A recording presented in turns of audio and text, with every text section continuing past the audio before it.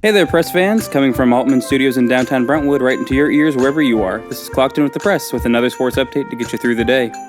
To stay updated on the latest Contra Costa County happenings, you can do so through our website at www.thepress.net or on our Twitter and Instagram at PressClockedIn. I'm your host, Jake Menez. Today we're going to dive into some local baseball, wrestling, basketball, and soccer. Let's start with baseball. But before we get talking about local baseball, let's address the elephant in the room, the issues going on in Major League Baseball. On March 1st, MLB Commissioner Rob Manfred announced the cancellation of opening day and the elimination of 91 games, according to ESPN. This is the first time in 27 years that regular season games have been scratched as a result of labor negotiations. Owners and players have been unable to settle on a contract that would replace the collective bargaining agreement that expired on December 1st of last year. As a result, Manfred canceled the first two series games for each of the 30 teams. The two sides engaged in 13 negotiating sessions over 16 and a half hours on February 28th. To give you some idea of the intensity of those negotiations, the two sides engaged in 13 different sessions over 16 and a half hours on February 28th. March 1st was the 9th straight day of negotiation. The league sent what it called its quote-unquote best and final offer before being shot down by players, resulting in no opening day. Players want to play. Everybody knows that, Union Chief Tony Clark was quoted as saying by ESPN. But the reason we are not playing is simple. A lockout is the ultimate economic weapon. In a $10 billion industry, the owners have made a conscious decision to use this weapon against the greatest asset they have, the players. But the group won't be intimidated. I've seen more unity over the last few years than at any other time in our recent history. As with all contract negotiations, this is a rapidly evolving situation, and information regarding an agreement is subject to change at a moment's notice. This info is current as of the morning of March 3rd.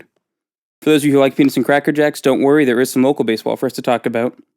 The local season kicked off, and the Heritage Patriots look promising this season, having won their first two games with a relatively young team of newcomers. Patriots coach Kevin Brennan also expects to see strong competition from Liberty, which boasts a deep lineup, and Freedom, which has a strong front end of the starting rotation. For the first time in a long time, it will be really competitive, Brennan said of the BVAL slate. I don't think we've been looking up for a long time. It will be interesting to see what kind of team we have when we get to that point. Moving on to wrestling news, Liberty wrestler Samantha Kalkin won a state title at the state wrestling tournament, while fellow Lion Sofia Yurkovich finished 5th.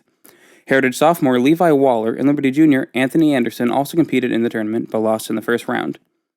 As a whole, I'm proud of my team, Kalkin said. Both sides, boys and girls. We work hard. We're one of the hardest working teams in California.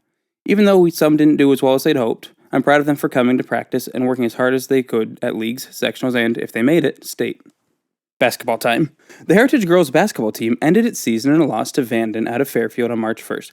The Patriots fell 63-45. Heritage ends its season 17-8. And last but not least, let's talk about the soccer field.